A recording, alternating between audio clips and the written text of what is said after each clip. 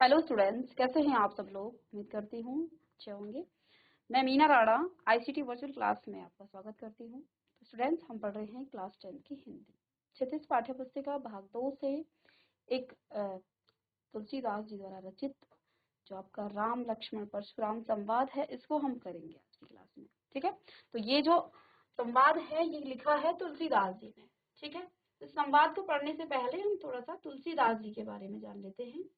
तो देखिए, इनका जन्म कब हुआ था, कौन कौन सी इनकी रचनाएं हैं। तो देखिए, तुलसीदास जी का जन्म उत्तर प्रदेश के बांदा जिले के राजापुर गांव में सन 1532 में हुआ था। कुछ विद्वान उनका जन्म स्थान सोरों जिला एटा भी मानते हैं। तुलसी का बचपन बहुत संघर्षपूर्ण था। जीवन के प्रारंभिक वर्षों में ही माता पिता से उनका बिछोह हो गया था। कहा जाता है कि गुरु कृपा से उन्हें राम भक्ति का मार्ग मिला। वे मानव मूल्यों के उपासक कवि थे। राम भक्ति परंपरा में तुलसी अतुलनीय है। रामचरितमानस कवि की अनन्य राम भक्ति और उनकी सृजनात्मक कौशल का मनोरम उदाहरण है। तो रामचरितमानस किसने लिखी थी? तुलसीदास जी ने। ठीक है, उनके राम उनके राम मानवीय मर्यादाओं और आदर्शों के प्रतीक हैं और जिनके माध्यम से तुलसी ने नीति, स्नेह, शील, विनय, त्याग जैसे उदात्त आदर्शों को प्रतिष्ठित किया। रामचरितमानस उत्तरी भारत की जनता के बीच बहुत लोकप्रिय है और मानस के अलावा इन्होंने कवितावली, गीतावली, दोहावली, कौन कौन सी इनकी कृति थी? कवितावली इन्होंने लिखी, गीतावली, दोहावली, कृष्ण गीतावली और विनय पत्रिका आदि इनकी प्रमुख रचनाएं हैं। तो इनको भी आप नोट डाउन कर सकते हैं, क्योंकि ये जो है पूछे जाते हैं कई बार कि दोहावली किसने लिखी, गीतावली किसने लिखी, ठीक है, या विनय पत्रिका, ये इनकी प्रमुख रचनाएं हैं। अब देखिए, इन्होंने अवधी और ब्रज दोनों भाषाओं पर इनका सम्मान अधिकार था, यानी कि दोनों भाषाएं ये जो है प्रॉपर बहुत अच्छे से जो है इनका इन पे कमांड थी। सन 1623 में काशी में उनका देहावसान हुआ, यानी इनकी मृत्यु हो गई थी। तुलसी ने रामचरितमानस की रचना अवधि में और विनय पत्रिका तथा कवितावली की रचना ब्रज भाषा में की थी। उस समय प्रचलित सभी काव्य रूपों को तुलसी की रचनाओं में देखा जा सकता है। रामचरित का प्रमुख छंद चौपाई तथा बीच बीच में दोहे, सोरठे और हरि गीतिका तथा अन्य छंद जो है इन्होंने पिरोए हैं। किसने? तुलसीदास जी ने। विनय पत्रिका की रचना गेय पदों में हुई है और कवितावली में सवैया और कविंत छंद की छटा देखी जा सकती है। उनकी रचनाओं में प्रबंध और मुक्तक दोनों प्रकार के काव्यों की उत्कृष्ट रूप है। तो इनकी कुछ यहाँ पर रचनाएं हैं, इनको आप नोट डाउन कर सकते हैं। अब यहाँ पर जो आप पढ़ रहे हैं, यह अंश जो ये आप पढ़ रहे हैं राम लक्ष्मण और जो आपका परशुराम संवाद है, ये जो अंश है ये रामचरित्र के बालखंड से लिया गया है। कौन सा जो आप पढ़ रहे हैं, जो आपके सिलेबस में है, ये रामचरितमानस के बाल कांड से लिया गया है। सीता स्वयंवर में राम द्वारा शिव धनुष भंग के बाद, यानी कि जब सीता स्वयंवर में शिव जी का धनुष राम जी ने तोड़ा था, तो उसके बाद मुनि परशुराम को जब यह समाचार मिला तो वे क्रोधित होकर वहां आते हैं। कहाँ? उस स्वयंवर में। शिव धनुष को खंडित देखकर वे आपे से बाहर हो जाते हैं और राम के विनय और विश्वामित्र के समझाने पर तथा राम की शक्ति की परीक्षा लेकर अंततः उनका गुस्सा शांत हो जाता है। ठीक है, इस बीच राम, लक्ष्मण और परशुराम के बीच जो संवाद हुआ उस प्रसंग को यहाँ प्रस्तुत किया गया है। ठीक है, कि वो क्रोधित होकर उन्होंने वहां पर क्या क्या बातें करी, उनके बीच क्या क्या संवाद चला, यहाँ इस जो अंश है जो आपके पास यहाँ पर राम, लक्ष्मण और परशुराम संवाद है, उसमें आपको यहाँ दिया गया है कि क्या क्या उनके बीच बात हुई है। ठीक है, परशुराम के क्रोध भरे वाक्यों का उत्तर लक्ष्मण व्यंग वचनों से देते हैं। तो आप देखिए, जिस प्रकार से जो आपके परशुराम है वो बड़े क्रोधित ऋषि थे, लेकिन जो लक्ष्मण का स्वभाव है वे भी जो है क्रोधित थे। ठीक है, तो इन दोनों के बीच में यहाँ पर क्या क्या बातें होती हैं ये यहाँ पर आप पढ़ेंगे। इस प्रसंग की विशेषता है कि लक्ष्मण की वीर रस से पगी जो है व्यंग्योक्ति और व्यंजना शैली की सरस अभिव्यक्ति यहाँ पर हुई है। ठीक है, तो चलिए अब पढ़ते हैं। ये जो है राम जी ने, श्री राम ने जब स्वयंवर में शिव जी का धनुष तोड़ा, तो ये समाचार सुनते ही वहां पर ऋषि परशुराम आते हैं और क्रोधित होकर क्रोधित वचनों में क्या वो कहते हैं ये यहाँ पर आप पढ़ेंगे।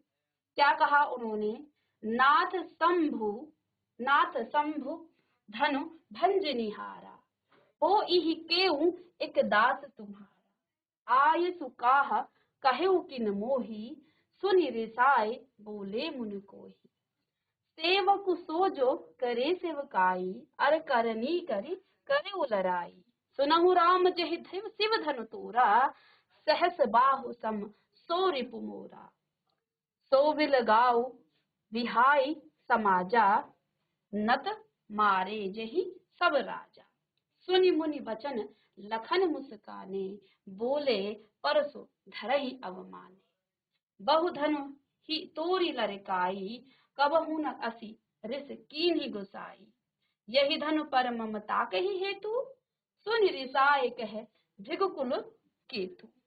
आगे कहा, रे नृप बालक कालवश बोलत, तो ही न संभार, धन ही सम त्रिपुरा री धनु विदत सकल संसार, लखन कहा हसी हमरे जाना, सुनहु देव सब धनुष समाना, काछति लाभु जून धनु तोरे, देखा राम नयन के भोरे, छुवत टूट रघुपति पतिहु न दासु दोसु, मुनि बिन काज करऊं कत रोसु, बोले चिते परसु की ओरा, रेसट सनेहु सुभाट सुभाव न मोरा, बालक बोली बधऊ नहीं तोरी, केवल मुनि जड़ जानहि मोही, बाल ब्रह्मचारी अति कोही,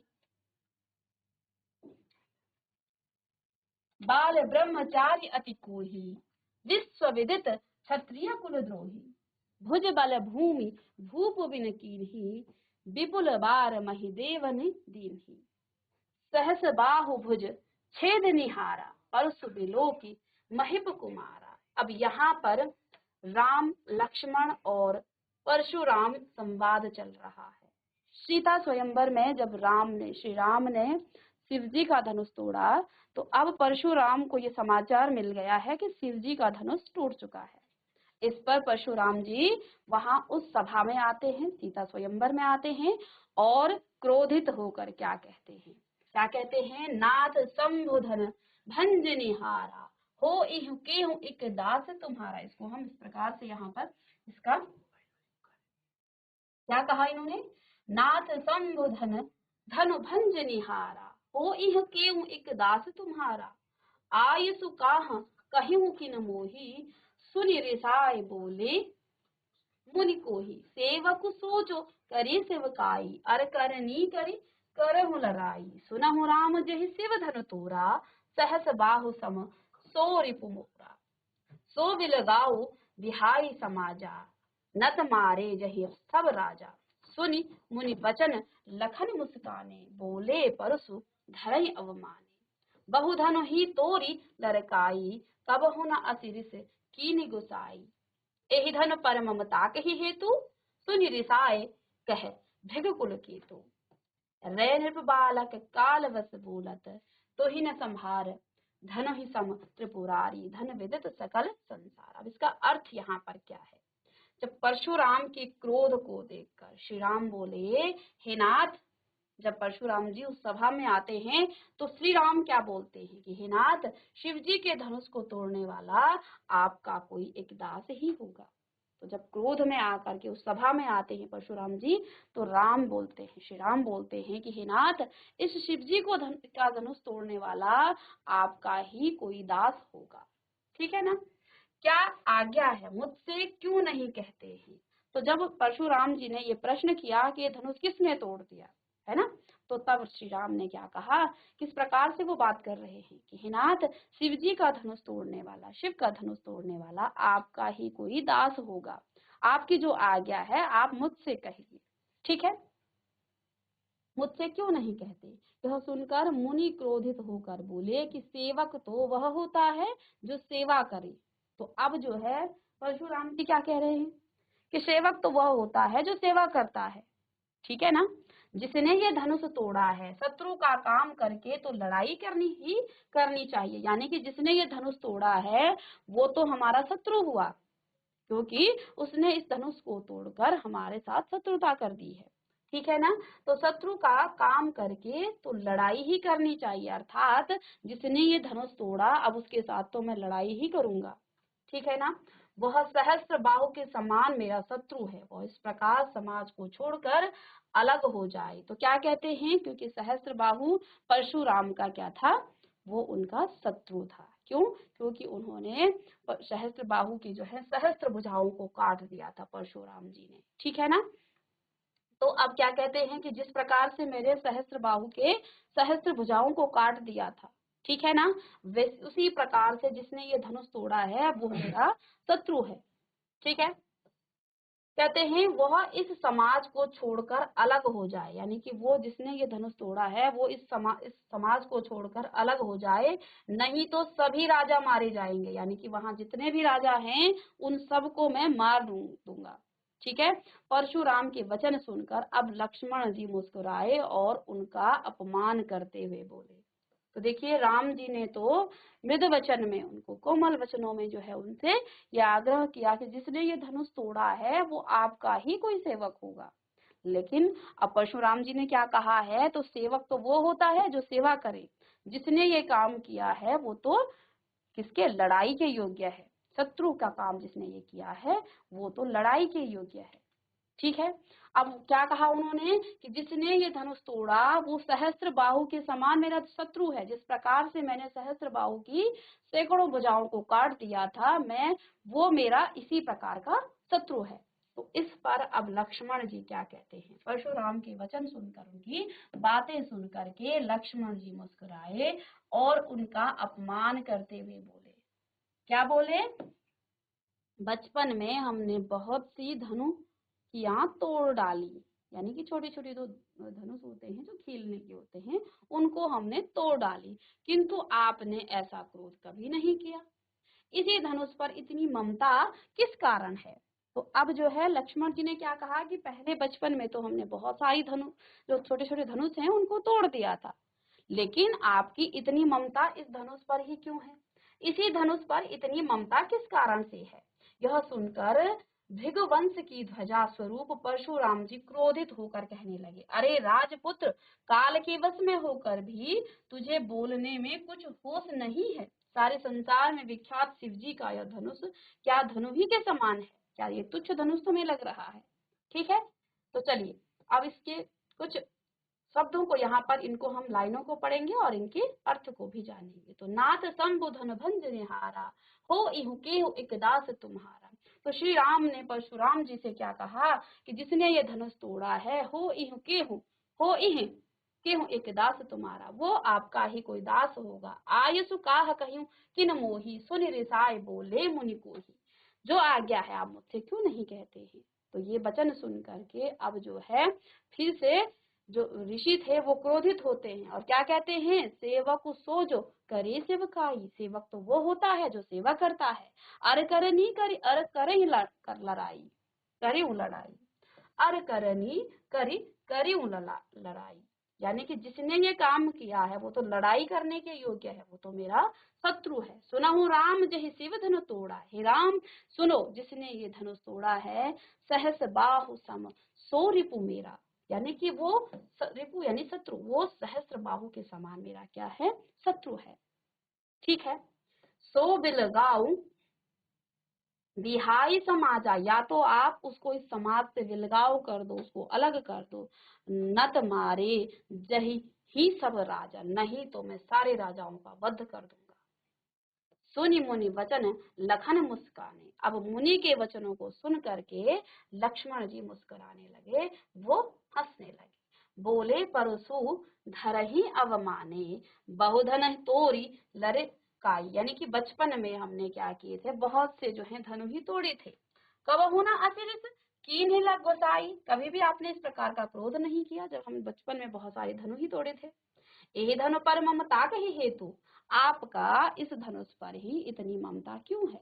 सुन रिसाए कहे भृगुकुल केतु, अब जो है ये सुन करके भृगुकुल की जो राजा ऋषि हैं, कौन, परशुराम, उन्होंने क्या कहा है, रे नृप बालक है, नृप यहाँ पर राजा है, राजा के पुत्र काल के वश में होकर, बस बोलत तो ही ना संभार, काल के वश में होकर भी तू अपने अपने को संभाल, क्यों ऐसी बातें कर रहा है। धनु ही सम त्रिपुरारी, धन विदित सकल संसार, क्या तुम इस विश्व में विख्यात जो शिव जी का धनुष है, इसको तुम धनु ही के समान समझते हो।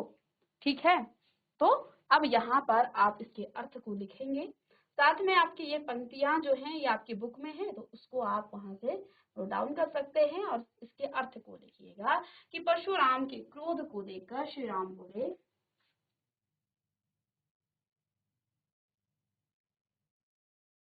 क्या बोले, हे नाथ, शिव जी के धनुष को तोड़ने वाला आपका कोई एक दास ही होगा। शिव जी के धनुष को तोड़ने वाला आपका कोई दास ही होगा। क्या आज्ञा है, मुझसे क्यों नहीं कहते। यह सुनकर मुनि क्रोधित होकर बोले कि सेवक वह होता है जो सेवा करे, शत्रु का काम करके तो लड़ाई ही करनी चाहिए।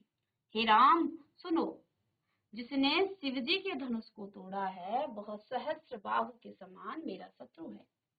वह इस समाज को छोड़कर अलग हो जाए, नहीं तो सभी राजा मारे जाएंगे। परशुराम के वचन सुनकर लक्ष्मण जी मुस्कुराए और उनका अपमान करते हुए बोले। चलिए इतना आप लिखेंगे। तो ये वचन सुनकर लक्ष्मण जी मुस्कुराए और बोले, बचपन में हमने बहुत सी धनुहियां तोड़ डाली थी, जो छोटे छोटे धनुष होते हैं, किंतु आपने ऐसा क्रोध कभी नहीं किया। इसी धनुष पर इतनी ममता किस कारण है। यह सुनकर भृगुवंश की ध्वजा स्वरूप परशुराम जी क्रोधित होकर कहने लगे, अरे राजपुत्र, काल के वश में होकर तुझे बोलने में कुछ होश नहीं है। सारे संसार में विख्यात शिव जी का यह धनुष क्या धनु ही के समान है। ठीक है,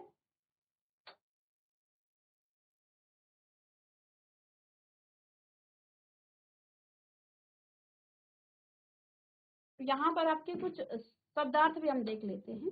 ठीक है, नाथ संबुधन भंज निहारा, भंज निहारा यानी कि भंग करने वाला। ठीक है, तो यहीं पर आप लिख लेते हैं, भंग करने वाला, आप लिख लीजिएगा।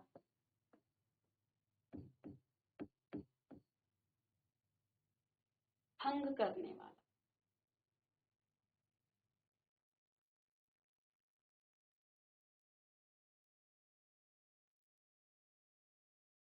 रिशाय का मतलब है क्रोध करना, रिशाय देखिए क्रोध करना। ठीक है,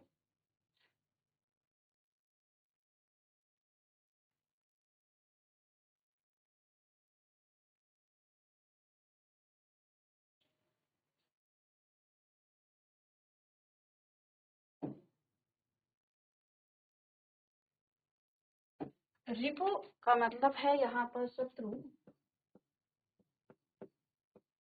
आप इनको लिख लें साथ में, रिपु यानी कि शत्रु।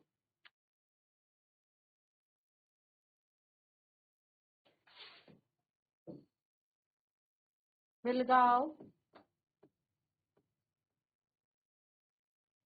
अलग होना या अलग करना। ठीक है,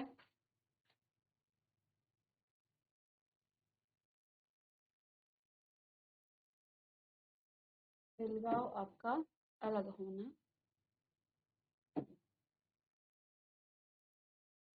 अवमाने यानी कि अपमान करना।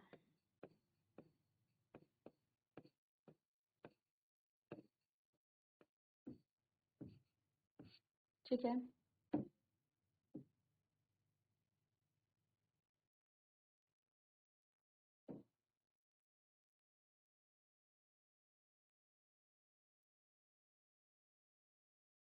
लड़काई का मतलब हो जाता है बचपन में। ठीक है,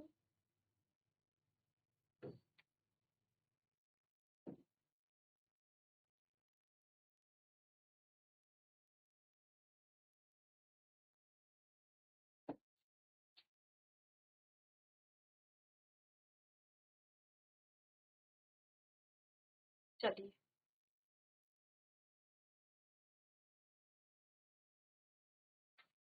तो ये कुछ शब्दार्थ भी हैं, इनको आप साथ साथ लिख लीजिएगा। पहला है आपका यहाँ पर भंजनिहारा, यानी कि भंग करने वाला। ठीक है, रिसाई का मतलब क्रोध करना। रिपु, शत्रु। ठीक है, बिलगाव यानी कि अलग होना, और साथ में अवमाने यानी अपमान करना, लड़काई यानी कि बचपन में। ठीक है,